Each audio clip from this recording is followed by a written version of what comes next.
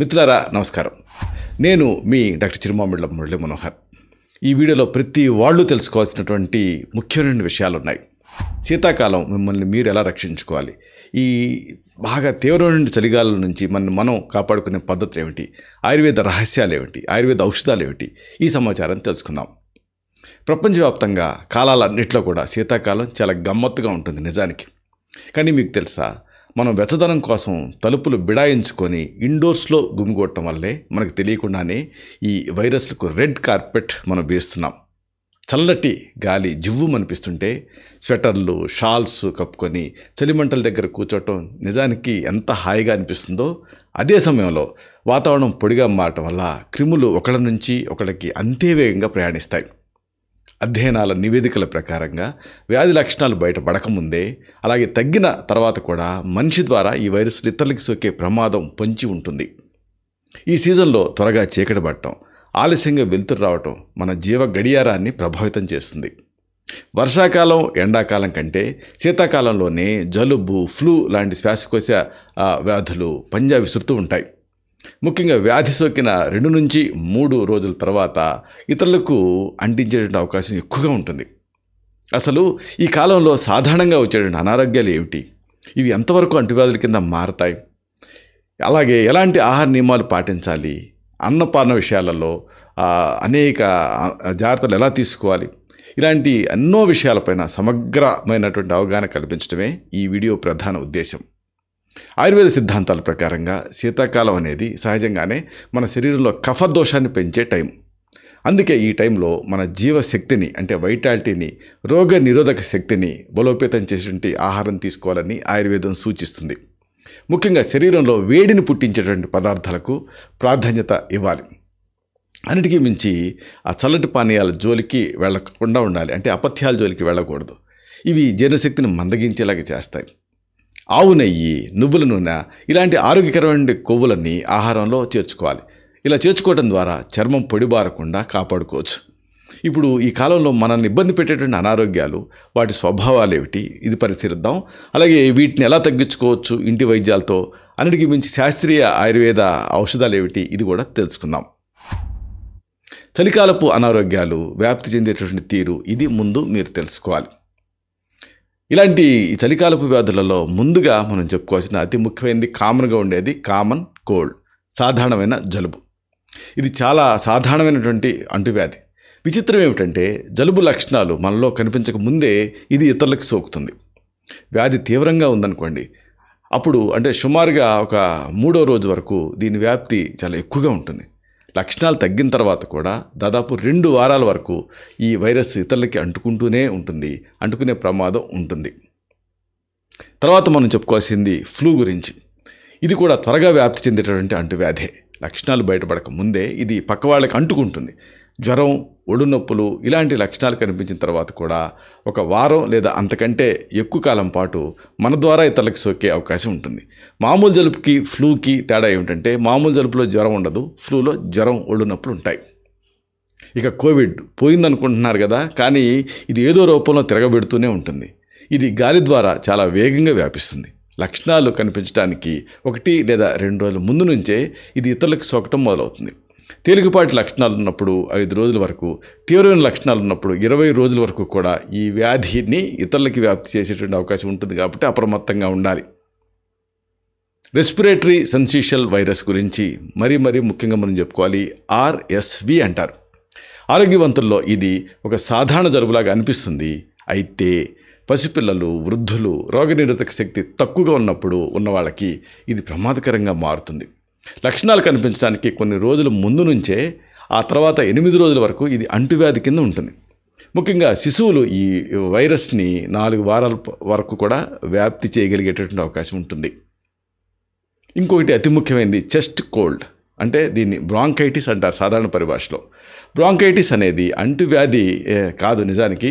అయితే శ్వాసనాళాల ఇన్ఫ్లమేషను, అంటే వాపు, అలాగే శ్లేష్మం ఇది ఎక్కువగా ఉత్పత్తి అవటం, ఛాతి నొప్పి కనిపించడం ఇలాంటివి దీని ముఖ్య లక్షణాల కింద ఉంటాయి. అయితే బ్రాంకైటిస్కి దారితీసేటువంటి జలుబు లేదా ఫ్లూ వైరస్లు మాత్రం అంటువ్యాధుల కింద ఉంటాయి. సో ఇది మనలో చెస్ట్ కోల్డ్ కింద మారేటువంటి అవకాశం ఉంటుంది. న్యూమోనియా గురించి మరీ మనం చెప్పుకోవాలి.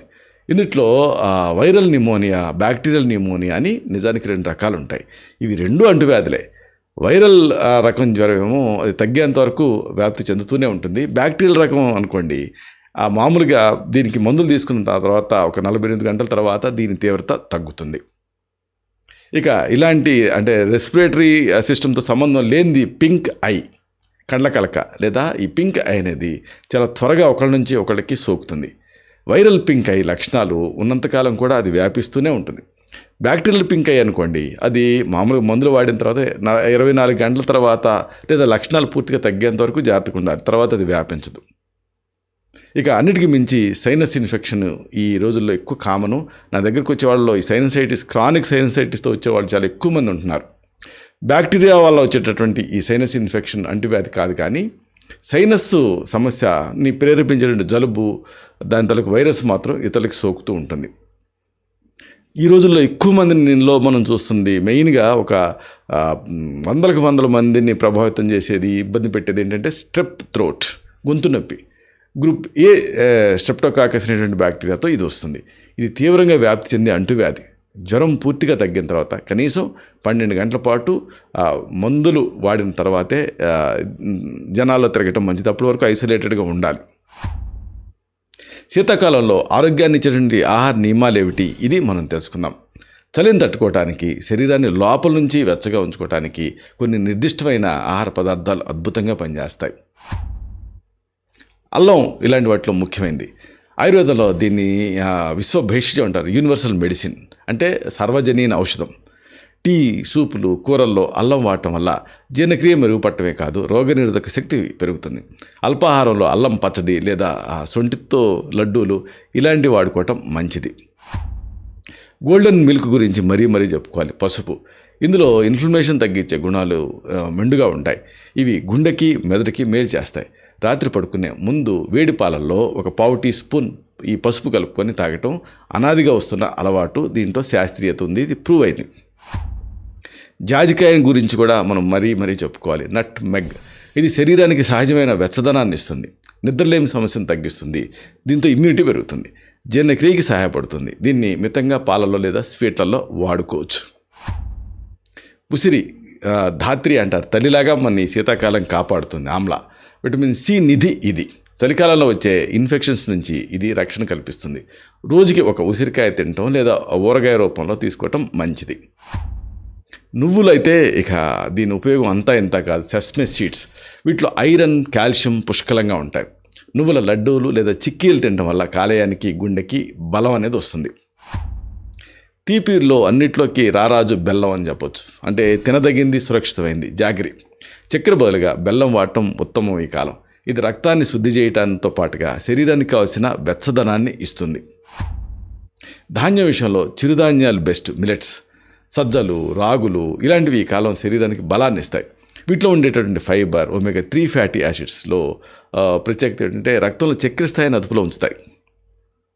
ఇక అన్నీ అంటే ఘృతతైల వసా మజ్జాలు అంటారు, అంటే చతుర్విధ స్నేహాలు. వాటిలో బెస్ట్ నెయ్యి, ఘీ. మితంగా నెయ్యి తీసుకోవటం వల్ల కీళ్లకు సరళత్వం అనేది, లూబ్రికేషన్ అనేది లభిస్తుంది. చర్మపు కాంతిని పెంచుతుంది ఈ కాలం. అన్నిటికీ మించి శరీరానికి తక్షణ శక్తిని ఇస్తుంది. ఇంకోటి వినటానికి విచిత్రంగా ఉన్న ఒక పదార్థం గురించి మీకు చెప్పాలి. గోంద్ ఎడిబుల్ గమ్, అంటే తుమ్మ చెట్టు నుంచి సేకరించే ఈ జిగురిని గోంద్ కతీరా అనేటువంటి పేరుతో పిలుస్తారు. ఈ చలికాలం శరీరంలో ఆ ఉష్ణోగ్రతని సమతుల్యం చేస్తుంది ఇది. దీంతో చేసే లడ్డూలు ఎముకలకి బలాన్ని ఇస్తాయి. అందుకే డెలివరీ తర్వాత కూడా ఈ గోంద్ కతీరాతో చేసినటువంటి లడ్డూలు పెడుతూ ఉంటారు. డ్రై ఫ్రూట్స్ గురించి కూడా ముఖ్యంగా మనం చెప్పుకోవాలి. బాదం, వాల్నట్స్లో vitamin E, omega 3 fatty acids పుష్కలంగా ఉంటాయి. వీటిని నానబెట్టి తినటం లేదా పొడి చేసి పాలలో కలుపుకోవటం బెస్ట్. దుంపలు అంతే, నిజానికి చాలామంది భయపడతారు వాతం చేస్తుందని, కానీ చిలకడ దుంపలు, క్యారెట్స్ ఇవి ఈ కాలం తీసుకోదగినటువంటి దుంపలు. వీటిలో విటమిన్ ఏ పుష్కలంగా ఉంటుంది. వీటిని ఉడికించి లేదా సూప్స్ రూపంలో తీసుకోవచ్చు. అసలు మెయిన్గా చెప్పాల్సింది కీళ్ళ నొప్పుల గురించి, చలికాలం తీసుకోవాల్సిన జాగ్రత్తల గురించి. చలికాలంలో మధ్య వయస్కులు, వృద్ధుల్ని ఆర్థరైటిస్ అంటే ఈ కీళ్ళ నొప్పులు ఎక్కువగా వేధిస్తూ ఉంటాయి. చల్లటి వాతావరణం వల్ల కండరాలు బిగుసుపై నొప్పి, వాపు కలగజేస్తూ ఉంటాయి. ఇలాంటప్పుడు క్రమం తప్పకుండా నడవటం లేదా తేలికపాటి వ్యాయామాలు చేయండి. శరీరం మొత్తం కవర్ అయ్యేలాగా ఉన్ని దుస్తులు ధరించండి. అధిక బరువు మోకాళ్ళపైన ఒత్తిడిని పెంచుతుంది కాబట్టి బరువు పెరగకుండా చూసుకోండి. చలికాలం డెఫినెట్గా చాలామంది 2-3 కిలోలు ఎక్కువ పెరుగుతారు. అందుకే మోకాళ్ళ నొప్పులు ఎక్కువ అవుతూ ఉంటాయి. పొగదాగే అలవాటు ఉంటే తక్షణం మానేయండి. ఇది రక్త ప్రెషర్ని దెబ్బతీస్తుంది. అలాగే అతి ముఖ్యమైన ఒక సూచన ఏంటంటే వ్యక్తిగత పరిశుభ్రత చాలా ముఖ్యం. నివారణ చర్యలు తీసుకోవడం చాలా అవసరం. ఈ సీజన్లో డీహైడ్రేషన్ సమస్య రాకుండా చూసుకోవాలి. దప్పిక వేయకపోయినా తరచుగా గోరువెచ్చని నీళ్లు లేదా హెర్బల్ టీలు తాగుతూ ఉండాలి. నారింజ, ద్రాక్ష, జామ ఇలాంటి పళ్ళను తీసుకోవడం ద్వారా శరీరానికి అవసరమైన విటమిన్ సి అనేది లభిస్తుంది. వ్యాధుల బారిన పడకుండా ఉండాలంటే దగ్గినప్పుడు, తుమ్మినప్పుడు చేతుల్ని బదులుగా మోచేతిని అడ్డు పెట్టుకుంటూ ఉండాలి, ఎదురుగా ముక్కు ఎదురుగా. అలాగే తరచుగా చేతుల్ని శుభ్రం చేసుకుంటూ ఉండాలి సబ్బుతో.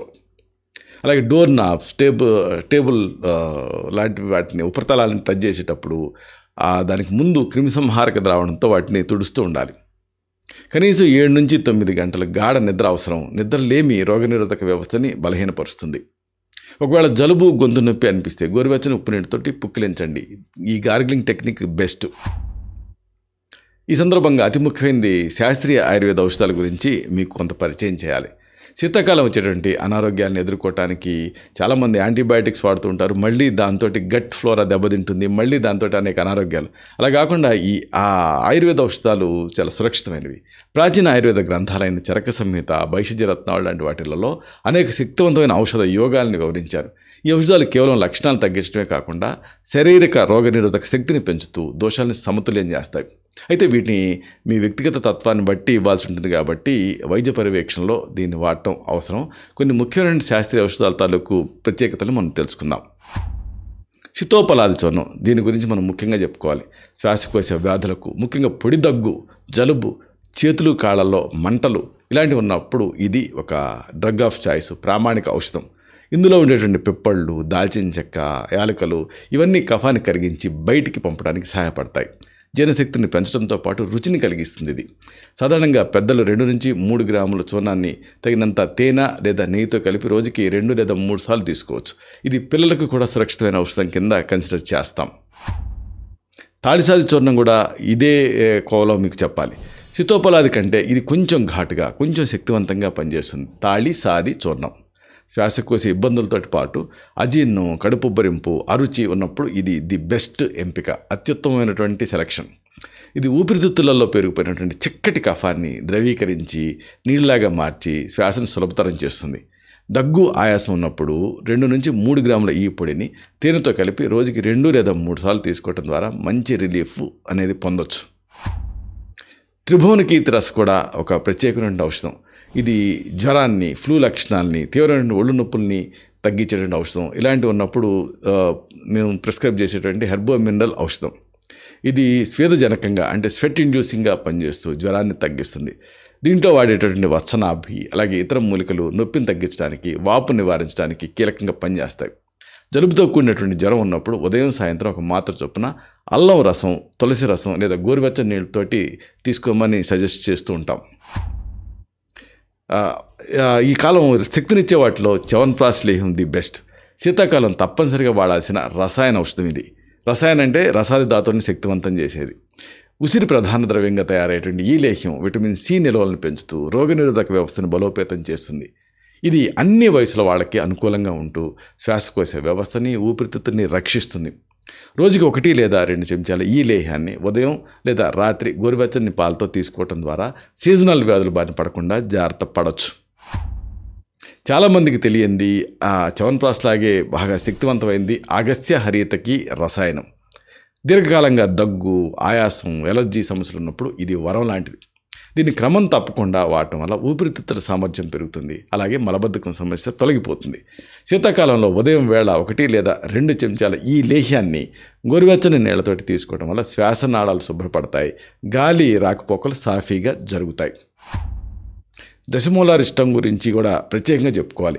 ఇది వాత దోషాన్ని సమతుల్యం చేయడానికి ప్రసిద్ధి చెందింది. చలికాలం సహజంగా పెరిగేటువంటి వాత ప్రకోపం వల్ల చెక్కీళ్ళ నొప్పులు, పొడి దగ్గు, శారీరక బలహీనత లాంటి సమస్యలకు ఇది చక్కటి పరిష్కారం. ప్రసవం తర్వాత మహిళలకి కూడా ఇది ఎంతగానో ఉపయోగపడుతుంది. ఇది ద్రవ రూపంలో ఉంటుంది కాబట్టి పెద్దలు 15-30 మిల్లీలీటర్ల మందుని సమాన మోతాదు నీటితోటి కలిపి భోజనం తర్వాత 2 పూట్ల తీసుకోవాల్సి ఉంటుంది. లక్ష్మీ విలాసరస్ నారదీయ అనేది కూడా ఈ కాలం మేము ప్రిస్క్రైబ్ చేసే కామన్ మెడిసిన్. దీర్ఘకాలపు సైనసైటిస్, ముక్కు దిబ్బడ, తలనొప్పి, గొంతు నొప్పి ఇలాంటి సమస్యలకు ఇది అద్భుతంగా పనిచేస్తుంది. ఇది త్రిదోషాలని సమతుల్యం చేస్తూనే ఊపిరితిత్తులకు, గుండెకు బలాన్నిస్తుంది. జలుబు తీవ్రంగా ఉన్నప్పుడు లేదా గొంతు నొప్పి బాధిస్తున్నప్పుడు వైద్య సలహా మేరకు ఈ మాత్రని గోరువెచ్చని నీళ్లు లేదా తమలపాకు రసంతో తీసుకోవడం ద్వారా ఫాస్ట్గా రిలీఫ్ పొందొచ్చు. అంతిమంగా మీకు ఒక మాటను మనవి చేయాలి. శీతాకాలం అంటే కేవలం చలి పులి మాత్రమే కాదు, ఆరోగ్యాన్ని సరిదిద్దుకునే అద్భుతమైన అవకాశం కూడా. ఇప్పుడు చెప్పుకున్నటువంటి ఈ చిన్నపాటి జాగ్రత్తలు, ఆహారపు అలవాట్లు పాటిస్తే ఈ కాలాన్ని భయంతో కాకుండా ఆనందంతో గడపచ్చు. వ్యాధి వచ్చిన తర్వాత బాధపడటం కంటే రాకుండా జాగ్రత్తలు తీసుకోవటం ఎప్పుడు వివేకం కదా. ఆరోగ్యమే మహాభాగ్యం అనే సూక్తిని గుర్తుంచుకొని ఈ చలికాలం వెచ్చగా ఆరోగ్యంగా ఉండండి. వంటింటి చిట్కాలతో ఆరోగ్యాన్ని కాపాడుకుంటూనే చలిని ఒక ఆట ఆడుకోండి. ఇలాంటి మరిన్ని ఇన్ఫర్మేటివ్ వీడియోస్ కోసం ఈ ఛానల్ సబ్స్క్రైబ్ చేసుకోండి. అలాగే ఈ వీడియోలు అప్లోడ్ అవడంతోనే ఆ విషయం మీకు తెలియాలనుకుంటే బెల్ బటన్ క్లిక్ చేయండి. అప్పుడు మీకు ఒక నోటిఫికేషన్ వస్తుంది. ఆ నోటిఫికేషన్ మీరు క్లిక్ చేస్తే ఆ వీడియోని మిస్ కాకుండా చూడగలుగుతారు. అలాగే ఈ వీడియో మీకు నచ్చిందనుకోండి, లైక్ చేయండి. అప్పుడు ఇది మరింత ఎక్కువ మందికి రికమెండ్ అవుతుంది. ఈ వీడియో తాలూకు పర్పస్ ఉంటుంది కదా, అది సర్వ్ అవుతుంది. అంటే అందరికీ ఆరోగ్యం అన్న మన అభిలాష, మన ఆకాంక్ష నెరవేరుతాయి. శతం జీవ శరదో వర్ధమానః, శతం హేమంతాన్ శత వసంతాన్. 100 శరత్తులు, 100 హేమంతాలు, 100 వసంతాలు వర్ధిల్లుతూ జీవించండి. Stay healthy, stay happy, be positive, keep smiling. Love you all. శుభం.